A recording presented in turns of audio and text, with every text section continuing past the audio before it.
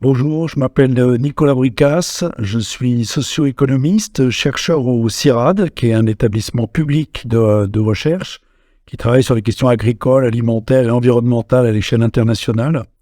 Et je suis dans une équipe de recherche pluridisciplinaire qui associe sciences sociales et nutrition sur les systèmes alimentaires dans le monde. Et je suis également titulaire de la chaire UNESCO Alimentation du Monde. Et du coup, j'ai travaillé dans ce contexte-là sur les questions de sécurité alimentaire, c'est-à-dire c'est pas la qualité sanitaire des aliments, c'est vraiment la question, est-ce que l'agriculture peut arriver à nourrir le monde, à quelles conditions on peut arriver à nourrir une population qui s'accroît.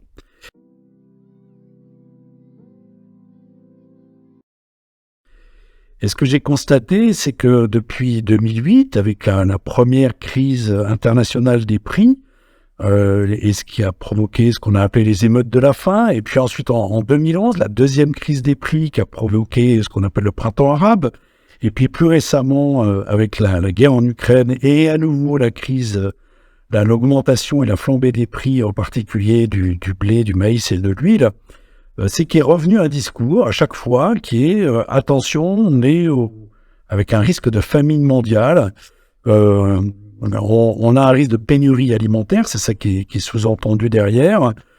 Et donc, la solution, c'est produire plus. Il faut relancer la machine à produire, parce que sinon, avec une population mondiale qui continue d'augmenter, on est 8 milliards aujourd'hui, on attend d'être probablement 10 milliards en 2050, l'année où ça devrait à peu près se stabiliser, cette population mondiale.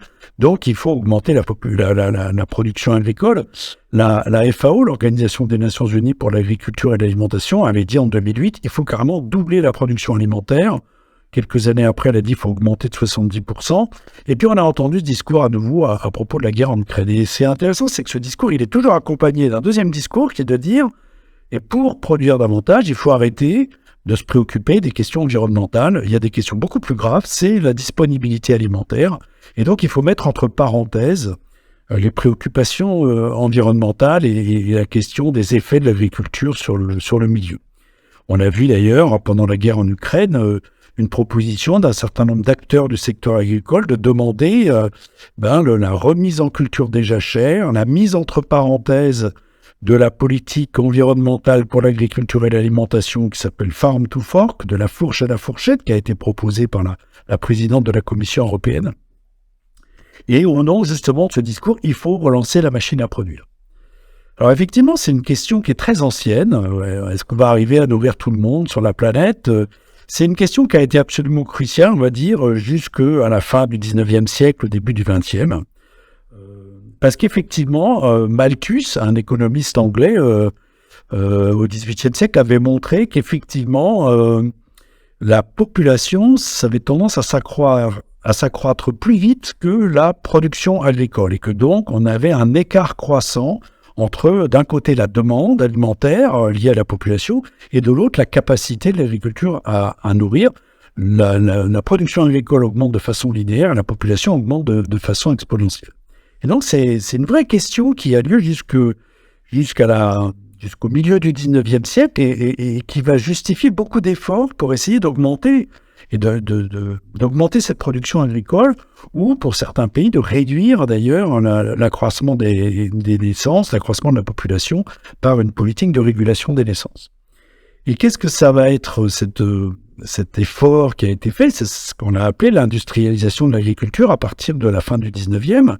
C'est-à-dire à partir du moment où on a trouvé les moyens de remplacer les énergies et les fertilisants qui étaient d'origine agricole par des énergies fossiles et par des fertilisants fossiles. L'industrialisation de l'agriculture, c'est ça, on utilise de l'engrais chimique pour fertiliser les plantes, on fait de la spécialisation et de la monoculture, et du coup on a besoin de produits phytosanitaires pour protéger les cultures.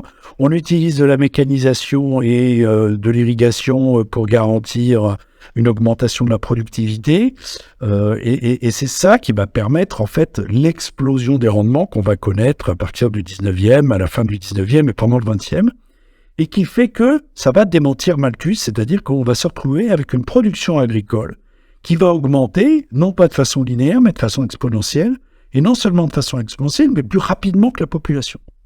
Et donc, on se retrouve aujourd'hui dans une situation où on est en surproduction alimentaire.